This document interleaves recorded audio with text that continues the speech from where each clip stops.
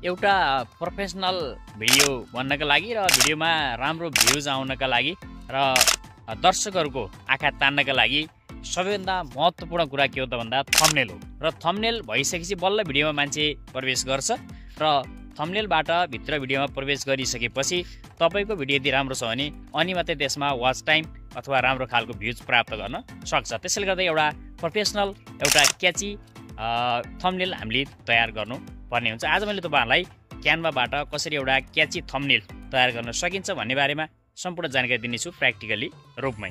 सबैभन्दा पहिले तपाईहरुले क्यानभा एप्लिकेसनलाई इन्स्टल गरेको हुनुपर्छ आफ्नो मोबाइलमा। मैले यहाँनिर खोलिरहेको छु क्यानभालाई। अब खोल्दाबित्तिकै हाम्रो अगाडि यो खालको इन्टरफेस यहाँ खुलेर आउनेछ। तपाईले क्यानभा एप्लिकेसनलाई चलाउनका लागि वाइफाई कनेक्ट हुनुपर्ने हुन्छ अथवा डेटा कनेक्ट हुनुपर्ने हुन्छ, इन्टरनेट एक्सेस चाहिन्छ। अब यस्तो खालको इन्टरफेस यहाँ खुलेको छ। यसपछि यहाँनिर साइडमा 3 लाइन रहेको छ। यो तरिकाको मेनुहरू यहाँ रहेका छन् भने अब यहाँ माथि सर्च भन्ने अप्सन रहेको छ। Search your content and canvas भनेको छ यहाँनिर। तल यहाँनिर YouTube thumbnail, YouTube banner, social media, video, presentation, document, white board, website र यहाँ मोर पनि रहेको छ। मोरभित्र तपाईँले अन्य पनि धेरै कुराहरू यहाँनिर देख्न सक्नुहुन्छ। तपाईँले प्रपोजल, त्यसै गरी desktop wallpaper, resume, ID card, अब यहाँनिर तपाईँले धेरै कुराहरू डिजाइन गर्न सक्नुहुन्छ शैलीसँग। अब यहाँनिर तपाईँले के डिजाइन गर्न चाहनुभएको छ अथवा बनाउन चाहनुभएको छ त त्यो कुरा तपाईँले पहिला नै डिसाइड गर्नुपर्ने हुन्छ। जस्तै मैले यहाँनिर युट्युब थम्बनेलको कुरा गरेको छु। जस्तै युट्युब थम्बनेलमा क्लिक गर्छु।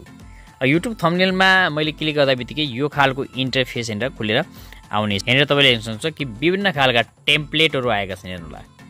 यी विभिन्न टेम्प्लेट हुन्। साइडमा स्टाइल पनि रहेको छ। स्टाइल हेर्नु होला। यो तरिकाको ब्याकग्राउन्ड पनि लिन सकिन्छ। यहाँ टेम्प्लेट बनाउनलाई पनि एडिट गर्न सकिन्छ। अब बनाउनलाई एडिट गर्दा मानौँ एउटा कुनै हामीले बनाएर हेर्छौँ। जस्तै मैले एउटामा क्लिक गरेँ। हेर्नु होला, क्लिक गरिसकेपछि अब मैले मानौँ क्यानभामा कसरी एउटा थम्बनेल क्रिएट गर्ने भनेर भिडियो बनाउँदैछु भने अब मैले फोटो आफ्नो राख्न सक्छु। पछाडि यहाँनिर लेखिएको चिजलाई मैले बदल्न सक्छु। सबै कुरालाई बदल्न सकिन्छ। अब जस्तै मैले फोटोलाई बदल्न लागि यहाँले फोटोमा क्लिक गरेँ। साइडमा रिप्लेस भनेर देखाएको छ हेर्नु होला। रिप्लेसमा क्लिक गर्छु। अब तपाईँको ग्यालेरी खुलिन्छ। तपाईँ यहाँ ग्यालेरीमा जानु होला। ग्यालेरीमा गएर कुन ठाउँमा तपाईँको फोटो छ त्यो फोल्डरलाई खोल्नुहोस् र आफ्नो फोटोलाई चुज गर्नुहोस्। अब एउटा फोटोलाई यहाँनिर क्लिक गरौँ। जस्तै मैले यहाँनिर क्लिक गरेको छु। अब क्लिक गर्दा बित्तिकै हाम्रो फोटो यहाँनिर तयार भइरहेको छ। एकछिन वेट गरौँ। यो खालको देखिएको छ। अब यसलाई हामीले मिलाउनको लागि यसरी यो पोइन्टलाई माथि तानिदिनु होला यसरी र आफ्नो आवश्यकता अनुसार यसको साइजलाई सेट गर्न सक्नुहुन्छ हेर्नु होला। अब यसमा के छ भने पछाडि ब्याकग्राउन्ड देखिरहेको छ। अब यो ब्याकग्राउन्डलाई हटाउनको लागि अलिकति साइड ल्याउनुहोस् र यहाँनिर फिल्टर, इफेक्ट विभिन्न छन् हेर्नु होला। फिल्टरमा पनि मिलाउन सक्नुहुन्छ। इफेक्ट छ, म्याजिक स्टुडियो छ, यहाँ धेरै छन्। जस्तै मैले म्याजिक स्टुडियोमा गएँ। म्याजिक स्टुडियोमा गएपछि यहाँनिर रिमुभ ब्याकग्राउन्ड यसमा क्लिक गरिदिनु होला। यो गर्दा बित्तिकै तपाईँको केही सेकेन्डमा नै यो फोटोको ब्याकग्राउन्ड एकदमै इरेज भएर आउनेछ अथवा हटेर आउनेछ, क्लियर आउनेछ हेर्नु होला। यहाँनिर तयार भइसकेको छ। यसरी यहाँनिर हाम्रो फोटो तयार भएको छ। अब यो फोटोलाई कहाँ राख्ने भन्ने कुरा तपाईँले डिसाइड गर्न सक्नुहुन्छ र यसलाई एडजस्टमा गएर अब तपाईँले एडजस्ट गर्दाखेरि अटो एडजस्ट पनि राख्न सक्नुहुन्छ। इन्टेन्सिटी कति राख्ने यो फोटोको तपाईँले यसलाई मिलाउन सक्नुहुन्छ।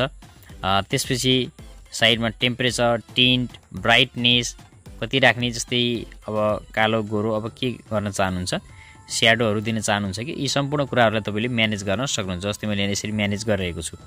यो कुराहरू तपाईँले नि म्यानेज गर्नुहोला। सिचुएसन अलिकति यसलाई पनि कम बढी गरेर मिलाउन सक्नुहुन्छ। मैले यो तरिकाले नि मिलाएँ। अब यसमा तपाईँले लेख्नुपर्ने कुराहरू यहाँ लेख्नुपर्ने हुन्छ। अब यसपछि जस्तै मैले क्यानभामा कसरी थम्बनेल बनाउने भनेर भिडियो बनाएको छु भने अब जस्तै यसलाई मैले यता सार्न सक्छु। यो फोटोलाई यो साइडमा ल्याउन सक्छु। अब यहाँनिर क्यानभा मैले लेख्न सक्छु एउटा क्यानभा। जस्तै यसलाई मैले क्रप अथवा यसलाई डिलिट पनि गर्न सकिन्छ। यो आवश्यक छैन डिलिट गरिदिनु होला। जस्तै यसलाई तपाईले डिलिट गरिदिनुहोस्। माथिबाट डिलिट हुन्छ।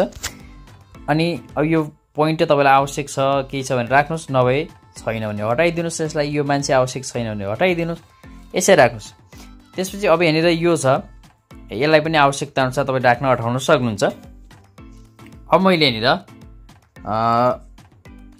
लेख्नेछु, यसरी यसलाई एडिटमा जानु होला र लेखौँ हाउ टु मेक प्रोफेसनल। अब यसरी लेखेँ यहाँनिर, यो लेखिसकेपछि यसलाई मैले क्लिक गरेँ यसरी। अब यसलाई सारिरहेको छु यसरी। अब तपाईँले आवश्यकता अनुसार यसको साइजलाई सानो ठुलो कुनै पनि गर्न सक्नुहुन्छ। हाउ टु मेक प्रोफेसनल, अब यसलाई तपाईँले ठिक्क साइज मिल्ने तरिकाले यसलाई तन्काउनु होला अथवा मिलाउनु होला। हाउ टु मेक प्रोफेसनल मैले यसरी राखिदिएँ यहाँनिर। अब यो फोटोलाई पनि तपाईँले आवश्यकता अनुसार बनाइदिनुहोस् यसरी। अब यो माथि यो जुन रहेको छ अथवा कुनै पनि तपाईँले ल्याउन सक्नुहुन्छ। अब यसलाई तपाईँले how to make professional thumbnail, thumbnail लेखौँ यसमा। अब